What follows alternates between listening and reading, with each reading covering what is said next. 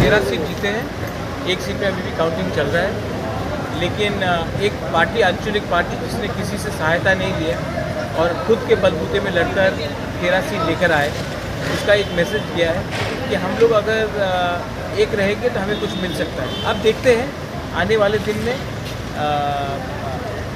ये पार्टी जो सब लोग आंचलिक पार्टी का छोटा पार्टी बोलते थे, आज त्रिपुरा में सेकंड बिगेस्ट पार्टी हो गया है।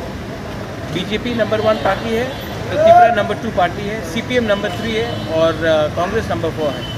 तो नंबर 0 से नंबर 2 आना भी एक आसान चीज़ नहीं होता है, हमने किया है।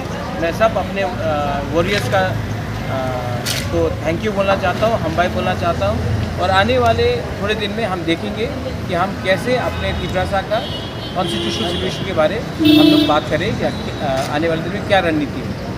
त्रिपुरा मोथा को जो चिकन पाती बोलने वाले वो सीट चैंपियन हो क्या बोला?